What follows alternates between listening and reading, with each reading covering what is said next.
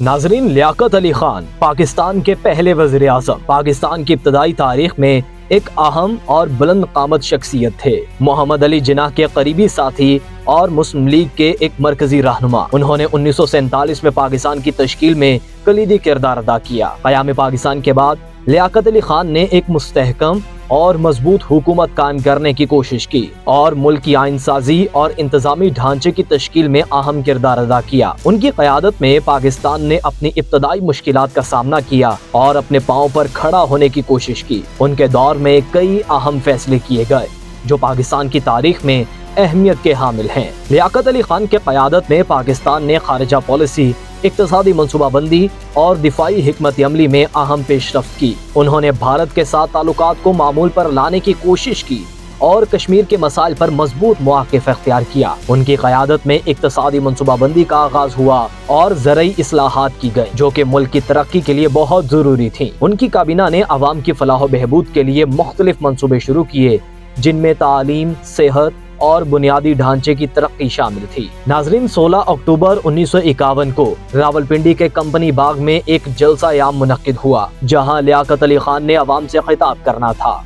یہ جلسہ پاکستان کی سیاست میں ایک اہم موقع تھا اور اس میں لوگوں کی بڑی تعداد موجود تھی۔ لیاقت علی خان نے جیسے ہی اپنی تقریر شروع کی، اچانک فائرنگ کی آواز آئی۔ ایک گولی ان کے سینے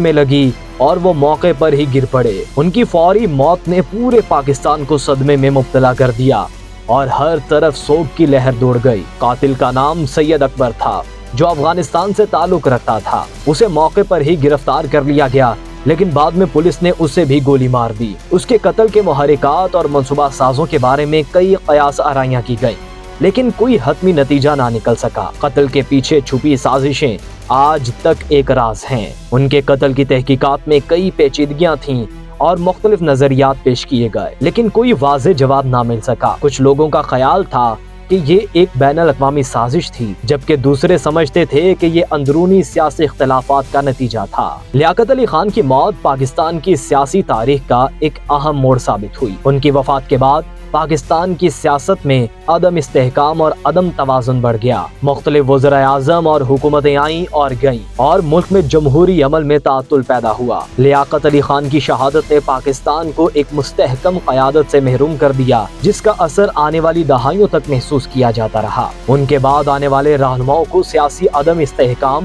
اور بیرونی دباؤ کا سامنا کرنا پڑا۔ لیاقت علی خان کا قتل پاکستان کی تاریخ کا ایک دردناک باب ہے۔ ان کی قیادت میں پاکستان نے اپنی ابتدائی مشکلات کا مقابلہ کیا اور ان کی وفات نے ملک کو ایک بڑے بحران میں دھکیل دیا۔ ان کا قتل آج بھی ایک معمہ بنا ہوا ہے اور ان کی قربانی کو یاد رکھنا پاکستان کی تاریخ کا ایک اہم حصہ ہے۔ ان کی شخصیت اور خدمات کو ہمیشہ یاد رکھا جائے گا اور ان کی قیادت کی کمی کو ہمیشہ محسوس کیا جائے گا۔ پاکستان کے پہلے وزیر اعظم کی حیثیت سے ان کا دور نہ صرف تاریخ کا ایک اہم حصہ ہے بلکہ ان کے قتل کے بعد پیدا ہونے والے سیاسی حالات بھی آج تک موضوع بحث ہیں۔ لیاقت علی خان کی زندگی اور موت دونوں ہی پاکستانی قوم کے لیے بہت اہم ہیں۔ انہوں نے اپنی زندگی کو پاکستان کی خدمت کے لیے وقف کر دیا اور اپنی موت سے قوم کو ایک گہرا صدمہ دیا۔ ان کی خدمات، قیادت اور قربانی کو ہمیشہ یاد رکھا جائے گا اور ان کی یاد کو زندہ رکھنے کے لیے